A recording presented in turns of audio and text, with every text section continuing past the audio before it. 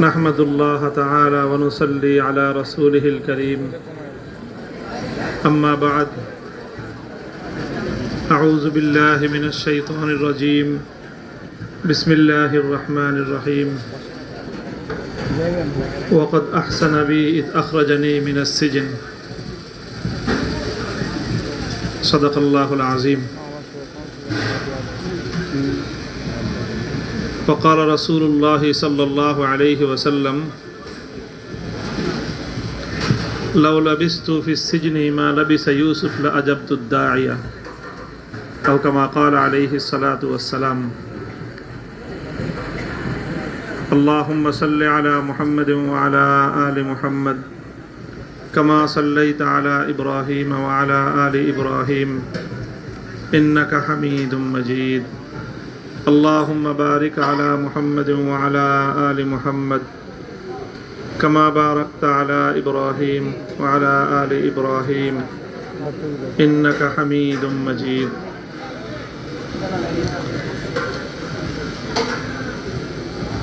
बाग़े कासिमी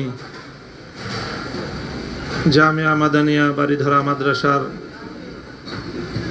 এই নুরানি চত্বরে আয়োজিত আজকের এই সংবর্ধনা অনুষ্ঠানের উপস্থিত হযরত মুহতারাম জামিয়ার প্রিন্সিপাল আল্লামা মুনির হোসেন কাসিমি হাফিজাহুল্লাহ, উপস্থিত জামিয়ার অন্যান্য আসাতিজায়ে কেরাম এবং আমন্ত্রিত অন্যান্য মেহমানবৃন্দ,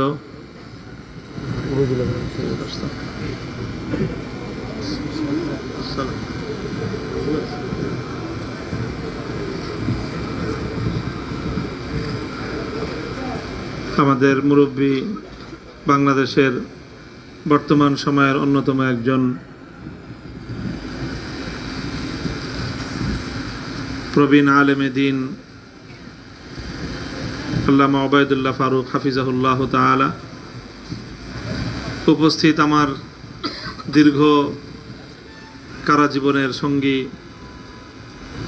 রাজপথের আমাদের সহযোদ্ধা মুফতি সাখাওয়াত হোসেন রাজি হাফিজাহুল্লাহ তাআলা, অন্যান্য উলামায়ে কেরাম এবং আমার প্রিয় ছাত্র বন্ধুগণ, আমি সর্বপ্রথম স্মরণ করতেছি আমাদের সকলের প্রিয় আল্লামা নূর হোসেন কাসিমি রাহিমাহুল্লাহ তাআলাকে। এই জামিয়া আসলে ওনার ইয়াদগার। এখানে কতবার আমি এসেছি এটা হয়তো জামিয়ার যারা পুরাতন ছাত্র তাদের কিছুটা ধারণা আছে, আমি না, এবং আমরা অনেকেই, এবং আমি অনেক অসংখ্যবার এখানে আসা হয়েছে হুজুরের সোহবতে বিভিন্ন বিষয়ে আলোচনা করার জন্য। আল্লাহ পাক রব্বুল আলামিন হযরত নূর হোসেন কাসিমি রাহিমাহুল্লাহ তাআলার কবরকে জান্নাতের বাগানে পরিণত করুন এবং তার রেখে যাওয়া সেই নুরানি আদর্শের উপরেই তার পরবর্তী উত্তরাধিকারীদেরকে আল্লাহ পাক সাবেত কদম রাখেন। এরপরে শুকরিয়া আদায় করতেছি আমি আজকের ইন্তেজামিয়াকে, আমাদের কারাগারের দীর্ঘদিনের সহযোদ্ধা, এবং আসলে আমাদের কারা জীবনে দীর্ঘ সময়টায় আমরা এক একজন এক একভাবে পরস্পরের এমন এক আত্মার বন্ধনে আমরা একত্রিত হয়েছি, আত্মার বন্ধনে আবদ্ধ হয়েছি।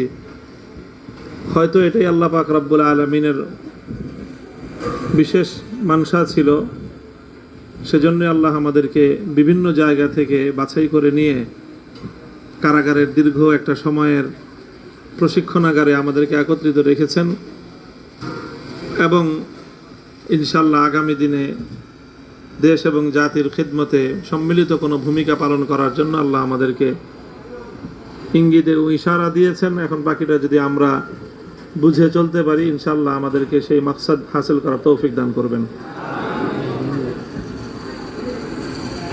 কি বলবো, এই মজলিসে কিছু কারা স্মৃতিচারণ করি, এলোমেলো কিছু কথা বলবো, খুব গোছানো কোনো কথা হয়তো আজকে হবে না। কারাগারে যখন বিদ্যুৎ চলে যেত তখন একজনের কথা আমার খুব মনে পড়তো, তিনি হলেন মাওলানা হাবিবুল্লাহ মাহমুদ কাসেমি। কেন মনে পড়তো? কেন মনে পড়তো কেউ অনুমান করতে পারো? ঘটনা হলো, একদিন এরকম মাগরিবের পরে কারেন্ট চলে গেল। মাগরিবের পরের সময়টা আমরা পাশাপাশি এই 15টা রুমে থাকতাম।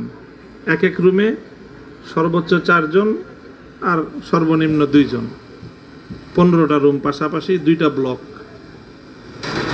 তো মোটামুটি যখন বিদ্যুৎ থাকে তখন তো সব জায়গায় একটা আওয়াজ থাকে, ফ্যানগুলো ঘুরতে থাকে, তো অনেক দূর থেকে আওয়াজ পাওয়া যায় না।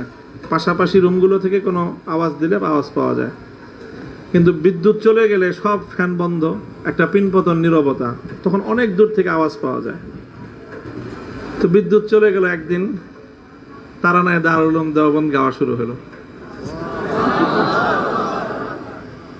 সেই দারুল উলুম দেওবন্দের তারানার মূল গায়ক ছিলেন কাসেমি সাহেব, হাবিবুল্লাহ মাহমুদ কাসেমি। আর আমরা আমাদের ভাঙ্গাচোরা গলা যাই আছে তা নিয়ে ওনার সঙ্গে কোরাস গাইছি, এবং এটা খুব খারাপ শোনা যায়নি। ওনার সুরের সাথে আমাদের সবার সুরও মিলে গেছে।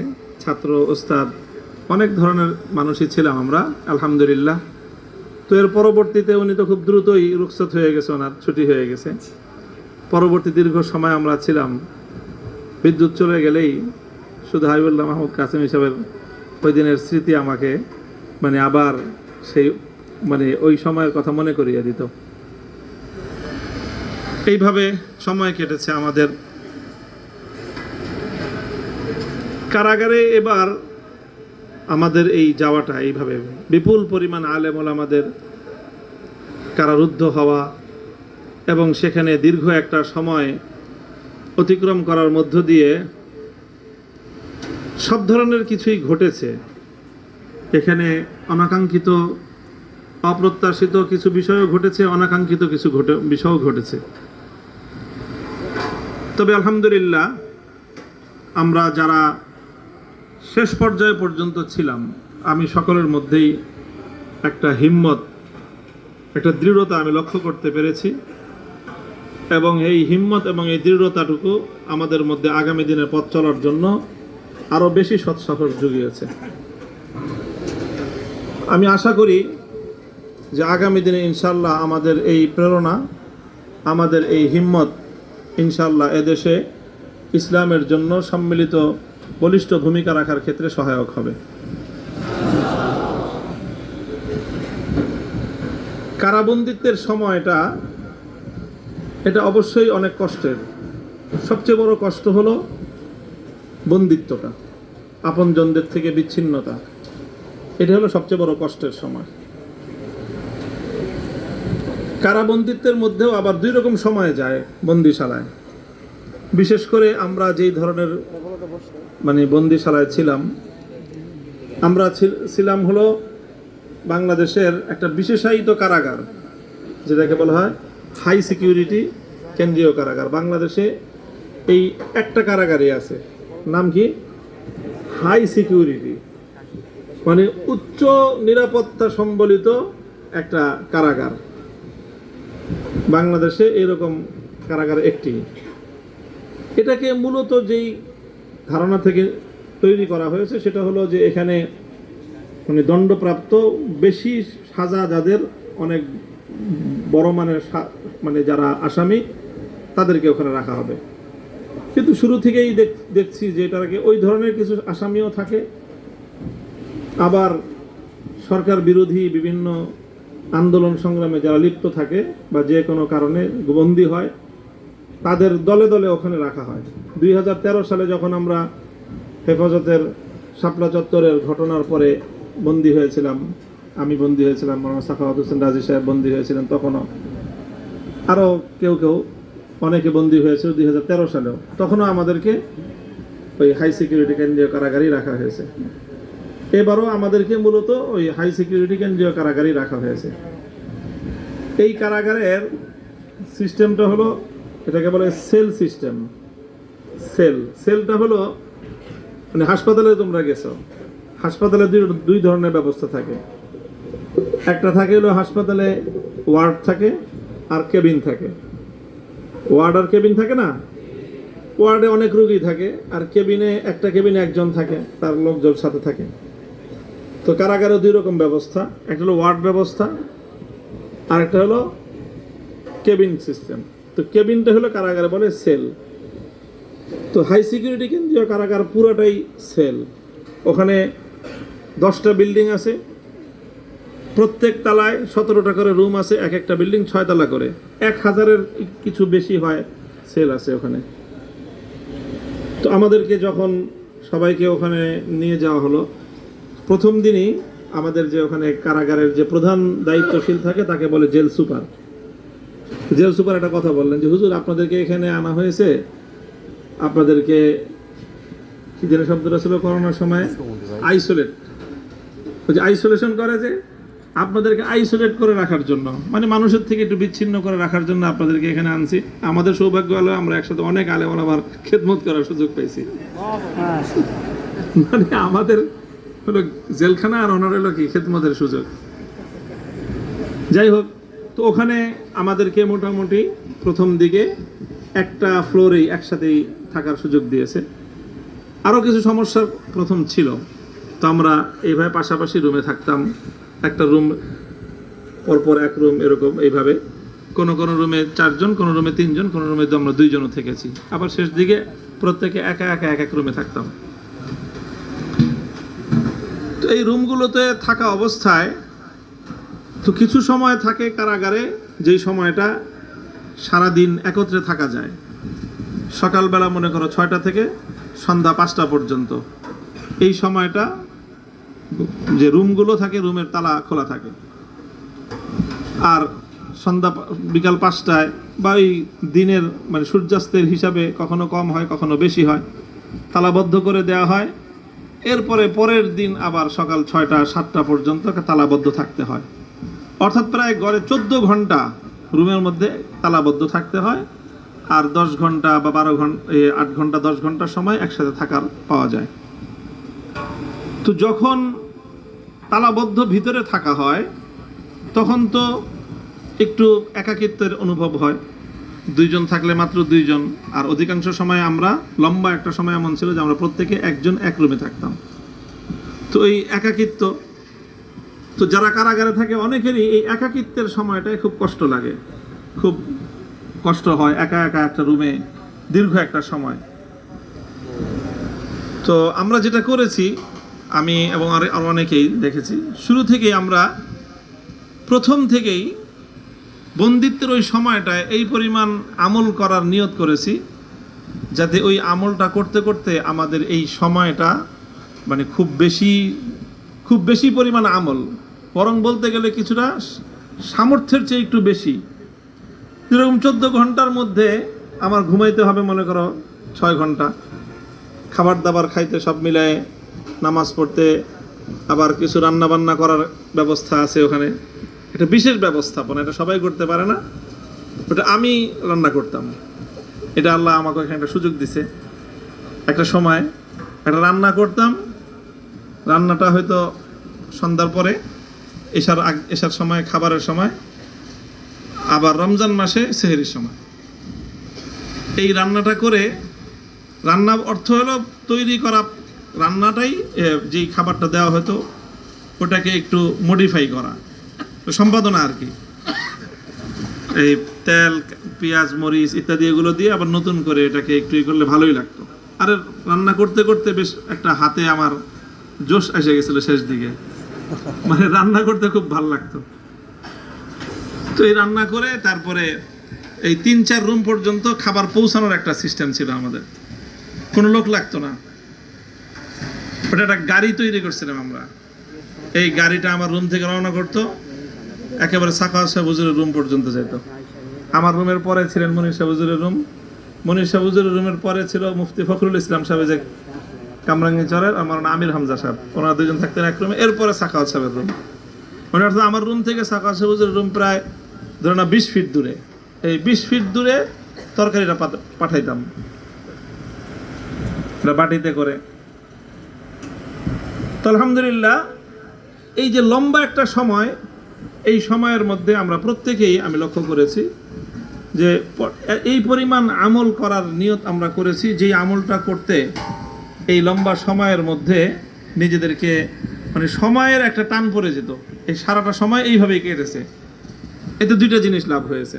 যেরকম ধরো মাগরিবের 6টা থেকে নিয়ে 9টা পর্যন্ত আওয়াবিন পড়তে পড়তে সময় শেষ।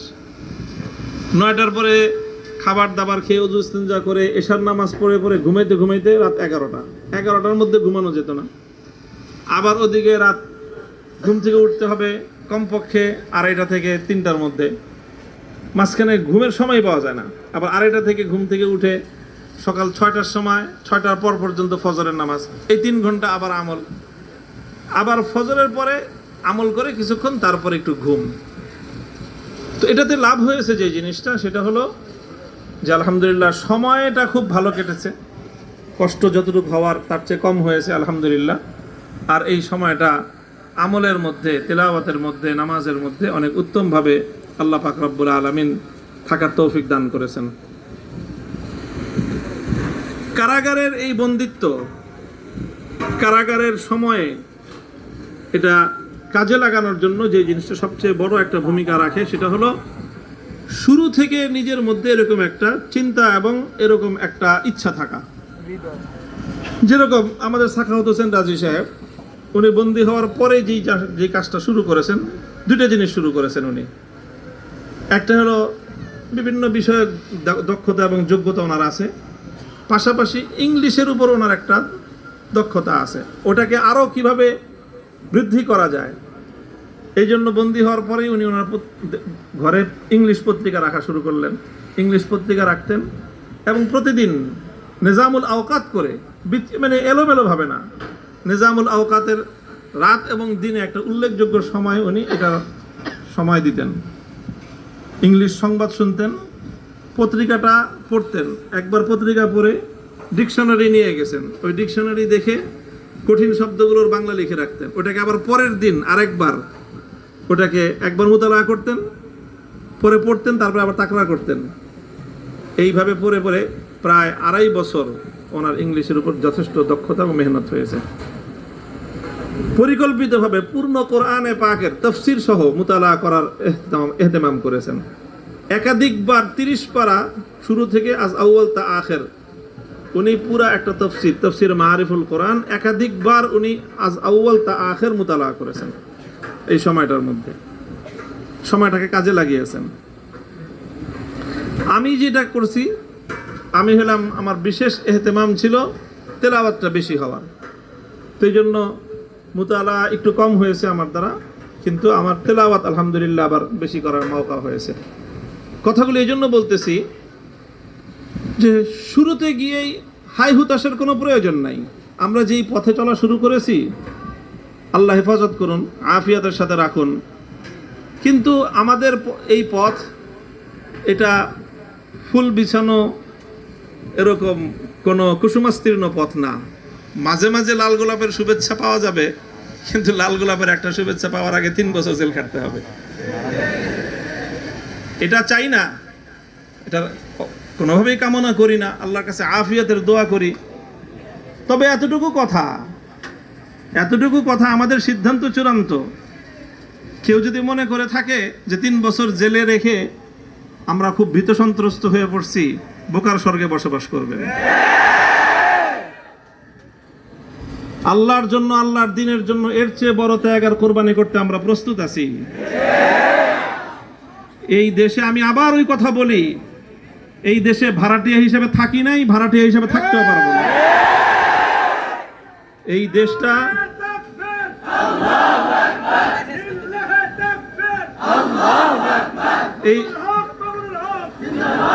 এই দেশটা আমাদের হাজার বছরের পূর্বসূরীদের ঘাম, অশ্রু আর রক্তের বিনিময়ে এই দেশ নির্মিত হয়েছে, মাটি সিঞ্চিত হয়েছে। কাজেই আমরা যদি এই মাটির দখলদারি ছেড়ে দেই, আমাদের হাজার বছরের পূর্বসূরীদের সাথে গাদ্দারি করা হবে। আমাদেরকে উত্তরাধিকার দিয়ে গেছেন এটা ভিটেমাটি বিক্রি করে আরেক দেশে গিয়ে থাকার জন্য না। আমাদের পূর্বপুরুষরা, ইতিহাস পড়ো, অনেক ত্যাগ আর কোরবানির মাধ্যমে এই মাটিকে, এই জমিনকে ইসলাম এবং মুসলমানদের জন্য সংরক্ষিত করে থুয়ে গেছেন ওনারা। আর কেউ যদি মনে করে যে আমাদেরকে একটু জুলুম নির্যাতনের মাধ্যমে আমাদেরকে ভীত সন্ত্রস্ত করে দিবে, তাহলে ওনাদের বুঝটা ঠিক না। বেশি কিছু বললাম না, এই বুঝটা আপনাদের ঠিক না। হ্যাঁ, আমরা গায়ে পড়ে কারোর সাথে ঝগড়া বাঁধাতে চাই না। আমি সবসময় একটা কথা বলি, আমরা হঠকারিতার পথে চলতে চাই না, হঠকারিতার পথে চলতে চাই না। কিন্তু কেউ যদি আমাদেরকে চাটুকার ভাবেন, ভুল করবেন। চাটুকারিতার পথেও আমাদেরকে পাবেন না। কথাগুলো এই জন্য বলতেছি যে হয়তো অনেক বড়দের কথা তো আমরা পড়ি কিতাবের মধ্যে, পড়লে আমরা মনে করি ওনারা তো অনেক আগের আকাবির, ওনারা তো ওরকম করবেনি, এই যুগে কি আর সম্ভব?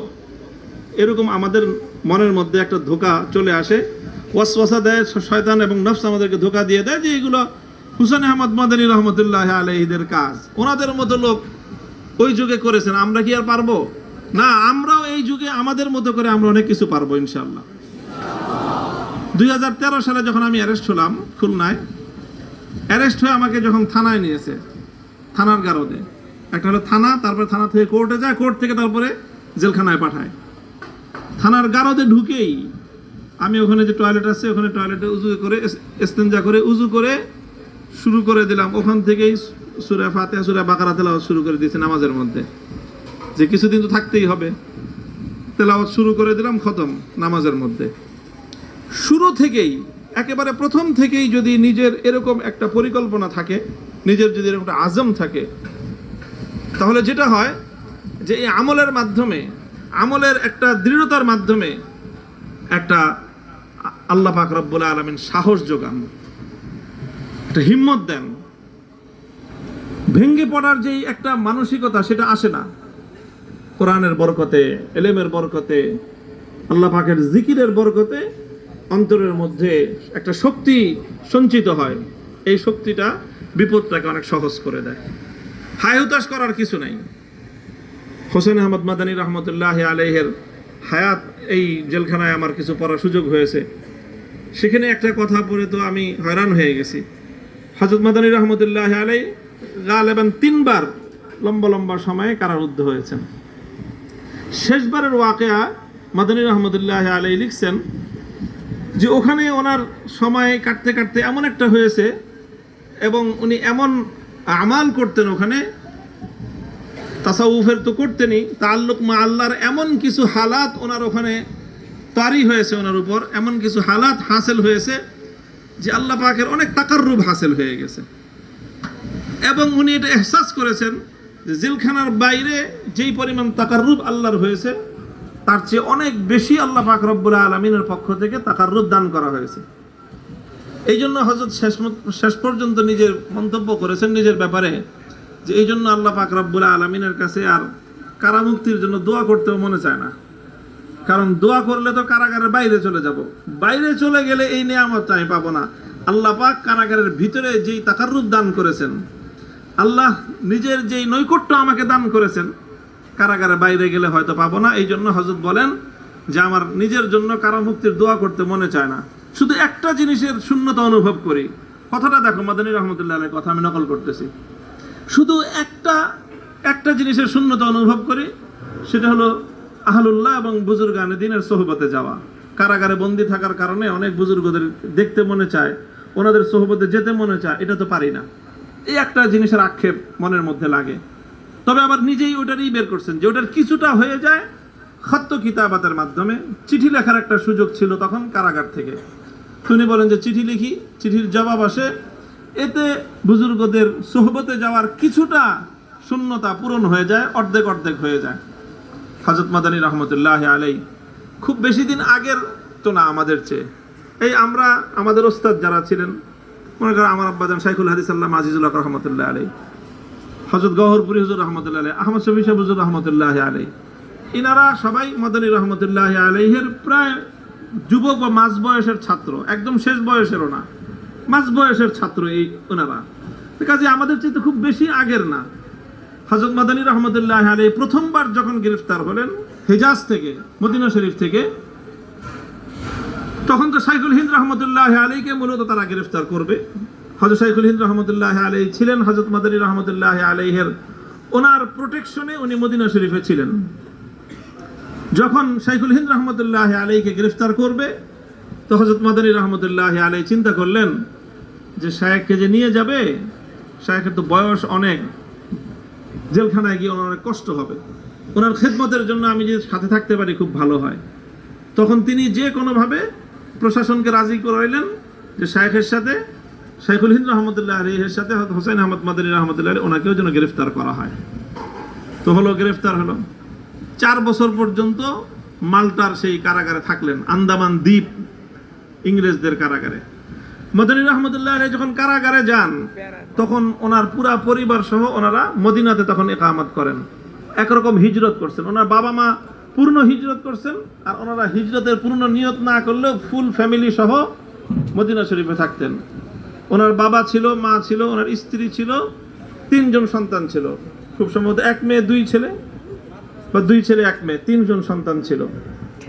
হযরত মাদানী রহমতুল্লাহ আলাইহির কাছে এই 4 বছরের মধ্যে একটার পর একটা চিঠি গেল। কোন চিঠিতে ওনার বাবার ইন্তেকালের সংবাদ, আরেক চিঠিতে মায়ের ইন্তেকালের সংবাদ, আরেক চিঠিতে স্ত্রীর ইন্তেকালের সংবাদ, আরেক চিঠিতে বড় মেয়ের ইন্তেকালের সংবাদ, আরেক চিঠিতে মেজো মেয়ের ইন্তেকালের সংবাদ, আরেক চিঠিতে সর্বশেষ সন্তানের ইন্তেকালের সংবাদ। মানে যা কিছু রেখে গেছেন, হ্যাঁ, আমরা কারাগারে গিয়ে শয়নে স্বপনে যাদের কথা চিন্তা করলে চোখ দিয়ে অশ্রু গড়ায় পড়তো, এই তো আমি 4 ছেলে রেখে গেছি, হুজুরে এক ছেলে রেখে গেছেন, যাওয়ার পরে আরেক সন্তান হুজুরের হয়েছে, এরকম মনীষ সাহেব হুজুরও 4 সন্তান রেখে গেছেন। তো মাদানী রহমতুল্লাহ আলাইহি 3 সন্তান রেখে গেছেন, আর 3ও সন্তান, স্ত্রী সহ বাবা মা সকলের মৃত্যুর সংবাদ পৌঁছলো কোথায়? কারাগারের মধ্যে। কারাগারে এমনি নিজে থাকাটা কষ্ট, আর একটা দুঃখজনক শোক সংবাদ ভিতরে পৌঁছলে সেটা যে কতটা মর্মান্তিক হয়ে দাঁড়ায়। সাখাওয়াত হোসেন রাজি সাহেবের আব্বাজান রহমতুল্লাহ আলাইহি, ওনার ইন্তেকালের সংবাদ ওনাকে কারাগারের ভিতরে শুনতে হয়েছে, এবং সেখান থেকে অনেক কষ্টে কোনো রকম জানাজায় গিয়ে শরীক হয়েছেন। আমাদের সাথে যেই কাজগুলো করা হয়েছে সেগুলো এতটা অমানবিকতা না করলেও হতো আমাদের সাথে। জানাজায় যে যেতে যেতে ওনার জোহরের সময় জানাজা হওয়ার কথা, সেই জানাজা পৌঁছতে পৌঁছতে রাত 11টা বাজছে। ওনার অযথাই বিলম্ব করাইছে, যে একটু কষ্ট বেশি হলে মনে হয় যে আমাদের একটু কষ্ট বেশি হলে তাদের একটু ভালো লাগে মনে হয়, এরকম একটা পরিস্থিতি আমাদের সঙ্গে আচরণ করা হয়েছে। সব লোকজন মোবাইল ফ্যাসিলিটি পায়, ইল্লা হেফাজতে ইসলাম। ইল্লা হেফাজতে ইসলাম মানে হেফাজতে ইসলামের যারা আছে, সপ্তাহে 15 দিনে কোনোভাবেই তাদেরকে তাদের পরিবারের লোকজনের সাথে যোগাযোগ করার জন্য মোবাইল ফোন ব্যবহার করতে দেওয়া হবে না। মোবাইল মানে তাদের ফোনের সুবিধাটা কারা কর্তৃপক্ষের। এখন বাংলাদেশের সমস্ত কারাগারের নিয়ম হলো এই যে প্রতি সপ্তাহে 1 বার করে বন্দীদেরকে সুযোগ দেওয়া হয় তার পরিবারের সাথে যোগাযোগ করা। আমাদেরকে এই 3 বছরে আমাদেরকে সুযোগটা দেওয়া হয়নি। তো বলতেছিলাম হযরত মাদানী রহমতুল্লাহ আলাইহি এই তো সব যা কিছু রেখে গেছেন সব উজাড় হয়ে গেছে। এই অবস্থায় একটা মানুষ বন্দিশালার মধ্যে তার কতটা দুঃখ এবং কষ্ট লাগার কথা, এটা বন্দিশালায় থেকে, কারাগারে থেকে যার প্রিয়জন বিয়োগ হয়েছে সেই কেবল অনুভব করতে পারবে। আর আমরা শুধু কল্পনা করেছি যে আজকে যদি আমার কাছে আমার একটা সন্তানের মৃত্যুর সংবাদ আসে তাহলে আমার কেমন লাগবে, এটা কল্পনা করলেই চোখের অশ্রুতে বুক ভেসে যেত। কারণ ছটফট করতে পারবো কিন্তু সন্তানের চেহারাটা হয়তো একবার দেখতে পারবো না, এরকম একটা অসহায়ত্ব নিজেদের মধ্যে অনুভব হয়েছে। মাদানী রহমতুল্লাহ আলাইহির এই ত্যাগ আর কোরবানির কথা স্মরণ করতাম আর নিজেকে সান্ত্বনা দিতাম যে আল্লাহ পাক সেই তুলনায় আমাদেরকে অনেক ভালো রাখছেন। আমাদের সন্তানরা ভালো আছে, আফিয়াতের সাথে আছে, আমাদের পরিবাররা ভালো আছে, আমাদের বাইরের লোকজন পরিবার পরিজনদের সংবাদ রাখতেছে। এটা একটা বড় কথা, এটা বড় কথা। যারা যখন কারাবন্দী হয়, কোনো বিপদগ্রস্ত হয়, তাদের পরিবার পরিজনের সাথে অন্য বাইরে যারা থাকে তাদের খোঁজ খবর নেওয়া জিম্মেদারি হয়ে দাঁড়ায়। কে কতটুকু করেছি নিজে যার যার হিসাব নেওয়া দরকার। নামে আমাল প্রত্যেকেরটা নিজের কাছেও আছে, অন্যদের কাছেও আছে। আমরা যারা বাইরে ছি